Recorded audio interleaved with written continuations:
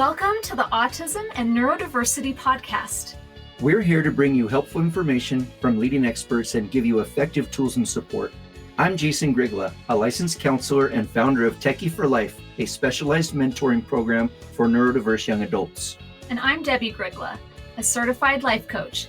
And maybe most importantly, we're also parents to our own atypical young adults. Friends, hello, welcome. I'm so glad you're here.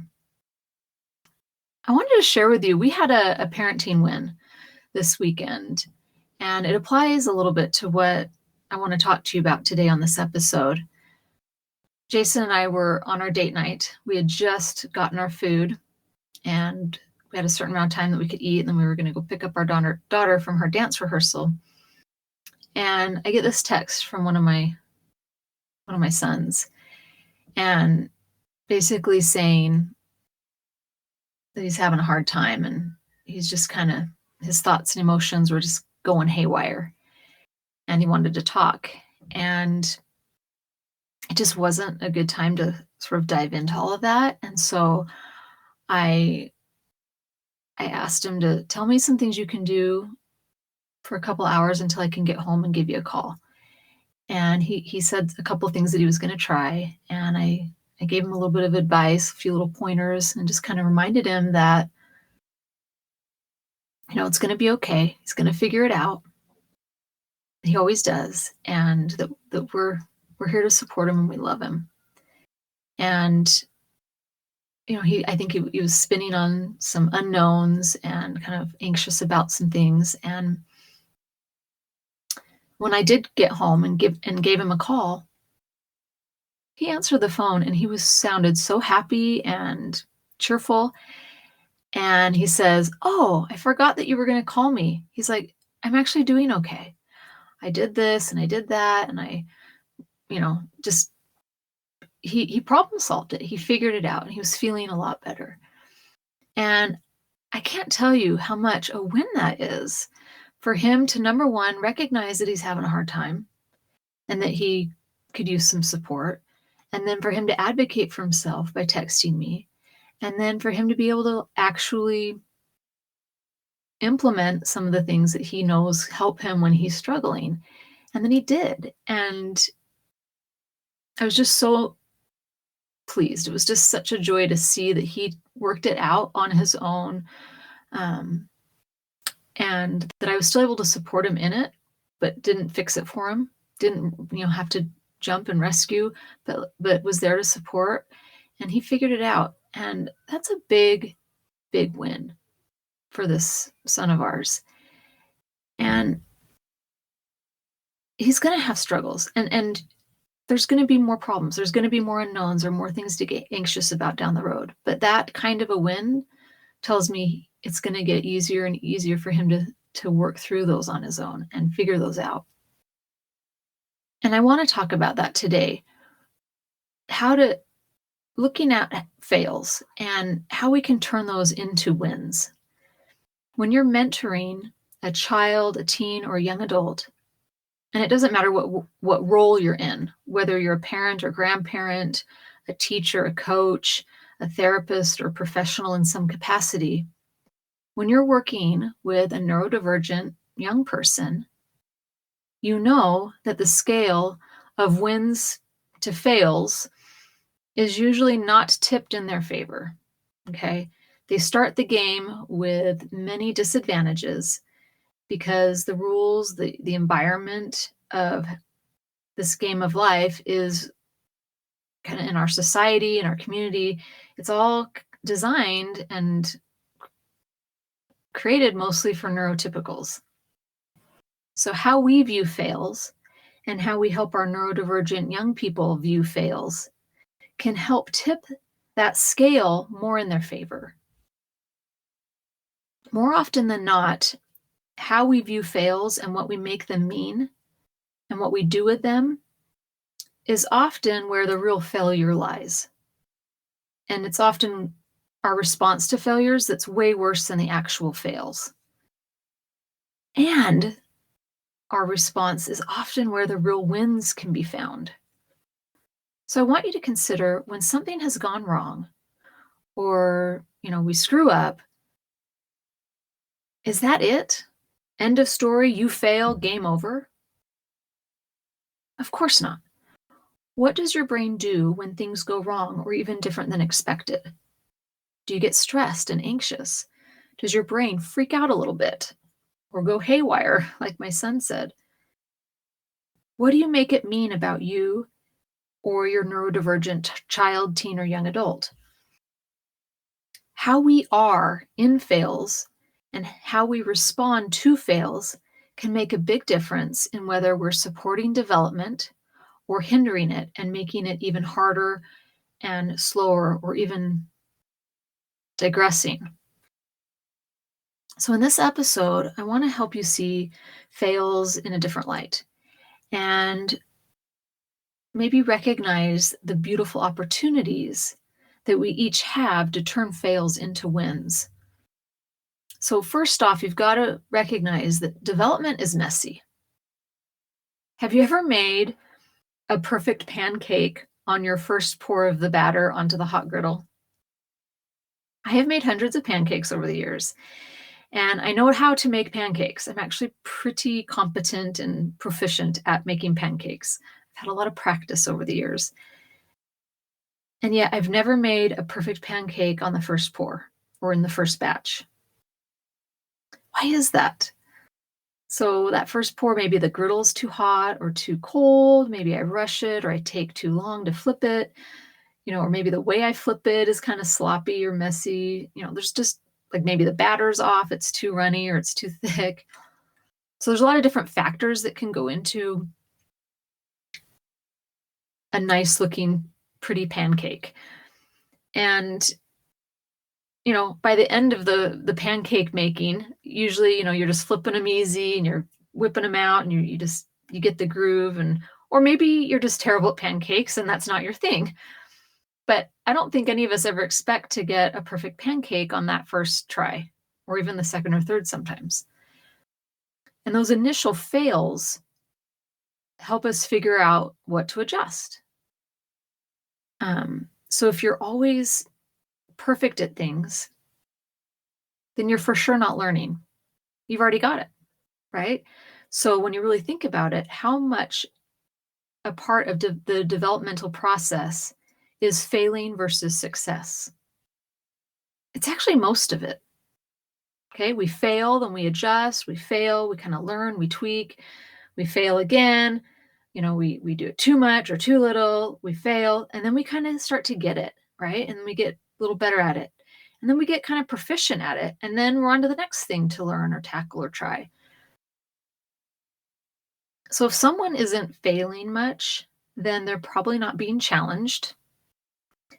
And if they're failing all of the time, then they're probably being challenged way too much. So we need to back the expectations off or maybe add more supports in. But the real thing that this comes down to is, what do we make fails mean? Because what we make these fails mean really matters. Are you using your fails or your child, teen, or young adult's fails against yourself or against them? Are we using our fails to beat ourselves up? And why do we do this sometimes? Fails are actually just neutral. They're not good or bad until we assign meaning to them. And if you believe fails are bad and mean something has gone wrong, then your brain will sense danger. And it goes into that, oh no, danger, this is bad. And then the lower brain gets stressed, right? The limbic system, the fight, flight, freeze, fawn mode kicks in. And our brain is doing what its job is to protect us from danger. And so when we think, our brain interprets bad as danger, right? Bad equals danger to our brains. When you or your kiddo have internalized a belief that fails are bad, or at least not good, you miss out on all the rich opportunities that are available to you for growth and development.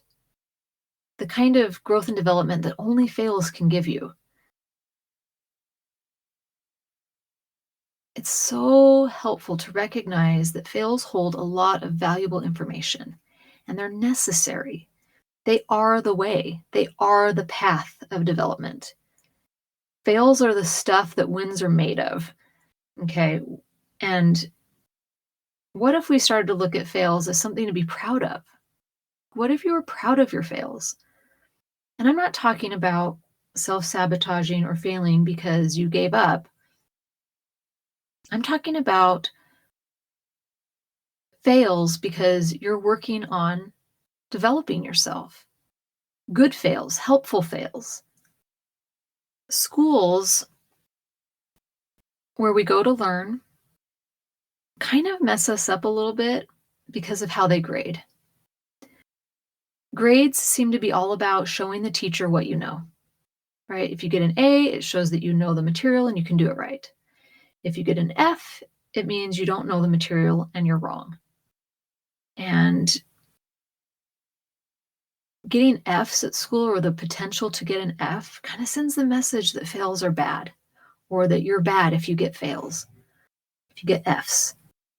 And then we make it mean all kinds of things. We make grades mean so much more than they actually are probably were ever probably meant to mean, right? We make it mean that if you get good grades, you're a good student. If you get bad grades, you're a bad student. Well, is that even true? Could a good student get a bad grade? Or a bad student could get a good grade sometimes? Or we make it mean if you get good grades, then you're going to be able to go to a good college and you're going to have a good life. And if you get bad grades, that means you're not going to go to college and you're going to have a bad life. Like we kind of have this very black and white, all or nothing, A or F kind of thinking around grades. And I think sometimes we internalize messages that failing is bad. But grades don't actually reflect an individual's amount of learning or effort or whether they were challenged or not. I mean, you can have someone that just breezes through school and they never challenge themselves and they're really not developing into their full potential. And you could have someone that's really working at it and not getting great grades, but they're really developing and growing into their full potential, like through that process. And there's many people that have failed in school but do go on to live very successful, happy lives. And there's many people that have gotten great, wonderful grades in school and high achieving, and they go on to be depressed and anxious and miserable in their life. Grades don't have anything to do with any of that stuff. But many of us have some of these internalized messages and beliefs that we've taken on that just aren't serving us. If proving competence and behavioral compliance is your goal, then you'll probably believe fails are bad. If you're just looking for competence, like proving it, or that this child, teen or young adult is behaviorally compliant, then yes, a fail would mean bad. They aren't complying or they are not competent. But if supporting and mentoring your child, teen, or young adult's development into who they are capable of becoming and want to become, if that's your goal, helping them be their best self, then you'll want to use fails for learning and turn them into wins again and again. Okay. And fails just mean that you're human and you are mentoring a human. And that if there's fails, that doesn't mean you're a bad mentor or a bad teacher or a bad coach or a bad professional. It just means someone is in the process of development. We get a lot of parents that come to our school, Techie for Life, that are either worried about enrolling their young adult at our school, or they've already enrolled them, but they're just super worried that their young adult is going to fail in our program, or that it's not going to work for their kiddo. And they're worried and anxious because they believe that nothing has worked to help their young adult. They've probably spent a lot of money and time and energy with previously providing therapies or other programs, and they just see that all those efforts failed to fix their son or daughter's problems. And if our program doesn't work, that this is going to be a bad, terrible thing, and they don't have anything left. They don't know what they're going to do. And I think part of this is because they're believing that something outside their kid is going to be the solution, and that problems are a bad thing. And what I offer to you is, and I try to offer to them, is to understand that when you start to view your job as a parent or as a professional, when we start to view our job as mentoring development, then you start to realize that this isn't about the therapy or the treatment or the thing, that those are just tools. And this is about developing a person, and their process is going to be their process.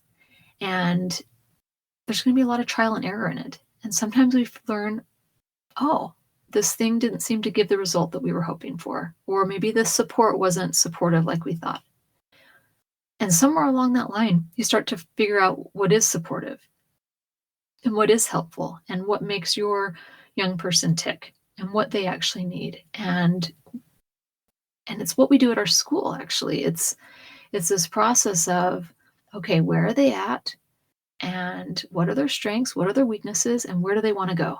Like, what are they wanting out of life? What do they want to be?